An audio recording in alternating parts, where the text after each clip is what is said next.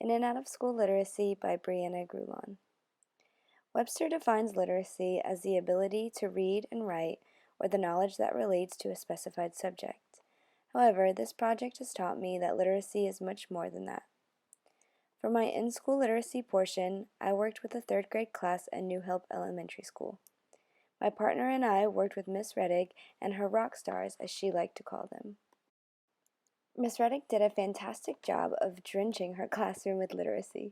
In one corner of the classroom, Miss Reddick had a very impressive classroom library with over 3,000 books. The books were separated into tubs by genre and reading level for easy access. She also displayed the books on top of the shelves that were related to the unit they were currently learning. Miss Reddick even had posters on the wall behind the library that explained what each genre was. Some more displays of literacy includes the large bulletin board in the back of the classroom displaying facts and pictures of the solar system. Miss Reddick even had tubs of books about the solar system laid out for the students. On one of the closets, Miss Reddick displayed challenging words and phrases that the kids encountered. What really impressed me was Miss Reddick's integration of Spanish into literacy. She had labels around the room with the English word and Spanish translation, as well as a list of numbers in English and Spanish. I think this is extremely important due to the number of Spanish-speaking students in her class. It is important to make every student feel included in the literacy learning. Miss Reddick's students focused on reading and literacy for the first 2 hours of the day. The students were divided into 4 groups, which determined the center they were to complete. The centers included Fluency Minute Flash, in which the students tested how many words they could correctly read in 1 minute. If they read more than 70, then they would move on to the next page of words the following day. The remaining 3 centers included Quietly Reading, Raz Kids, or working in a small group with Miss Reddick. In the small group, Miss Reddick would read an article or short passage with the students pertaining to the unit they were studying, and then they would complete an activity together. This allowed the students to get one-on-one help doing literacy with Miss Reddick. After centers, it was time for the read aloud. Miss Reddick always displayed the purpose and focus of that day's read aloud on the smartboard. The students would eagerly gather around Miss Reddick on the carpet with their snacks to listen to the read aloud. She did a wonderful job at keeping the students interested and engaged by stopping frequently to ask questions or talk about an unfamiliar word. After the read aloud, it was once again time for centers, giving the students even more time with literacy.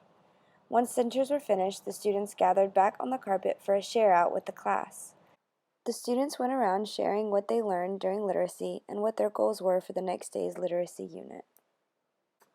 For our activity, my partner and I held our very own read aloud with the class.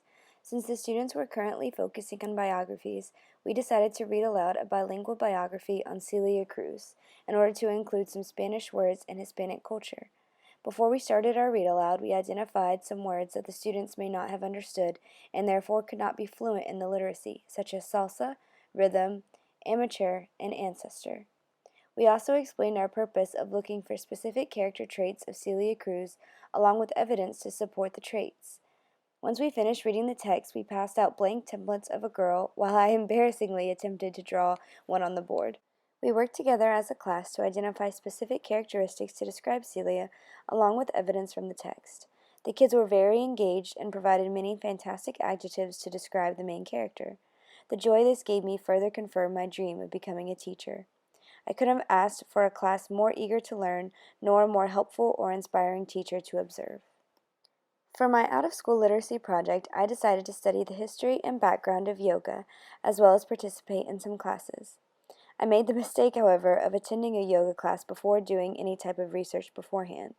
I was not fluent in the literacy at all, so when the instructor called out the next pose, I was completely lost. I knew I had to do some serious code breaking before I took another class. First, I wanted to learn more about the history of yoga. Yoga is a physical, mental, and spiritual practice that aims to transform the body and mind. The term yoga literally means yoking together, in reference to horses or oxen, but eventually it came to mean the yoking of the mind and body. There are 3 main structures of yoga, which includes exercise, breathing, and meditation. The exercises are designed to put pressure on the glandular systems, The breathing is based on the idea that breath is the source of life in the body, and the meditation allows silence and healing from everyday stress. There are many different schools of yoga, but the one most popular in the Western world is Hatha Yoga, which combines physical movements, postures, and breathing. This is the type of yoga that I practiced. I learned that there are 8 steps of traditional yoga. Yama, which means restraint, pertaining to violence, stealing, etc. Niyama, which means the observance, as in purity and tolerance. Asana, which is the physical exercise. Pranayama, the breathing techniques. Pratyahara, preparation for meditation. Dharana, concentration. Dhyana, meditation. And finally, samadhi, or absorption, the realization of the essential nature of the self. Every pose in yoga has a list of benefits for the body and mind. For example, downward dog lengthens and decompresses the spine, stretches hamstrings, strengthens arms, and flushes the brain with fresh oxygen. Child pose, or resting pose, is to relieve the neck, back, and hip strain. Warrior 1 strengthens the legs, opens the chest and shoulders, and improves focus. It also strengthens muscles of the knees and feet. Warrior 2 has all of the same benefits as Warrior 1, but it also contracts abdominal organs. Triangle pose improves flexibility of the spine, alignment of your shoulders, and also relieves back pain and stiffness. And finally, one of my favorite poses, Savasana, or corpse yoga pose, is a classic relaxation practiced before or in between asanas and as a final relaxation, where you literally lay on your back like a corpse for 5 minutes and reflect on the practice. This is only a fraction of the amount of yoga poses out there. My goal is to one day be able to do some inversions. The only thing better than yoga is hot yoga. I attended a hot vinyasa class at Red Room Hot Yoga Studio in Chapel Hill and instantly fell in love. The room was set at 105 degrees as we did a series of poses that moved through power of inhaling and exhaling. The benefits of hot yoga includes detoxification as you sweat and flush out toxins from the skin, an elevated heart rate which causes the body to work harder, better relaxation which improves breathing and focuses the mind, and finally, better flexibility, which allows for deeper and safer poses. I felt so cleansed and relaxed afterwards, and I recommend it to everyone. Every yoga class I attended ended with a namaste, as the instructor recited, "My soul honors your soul.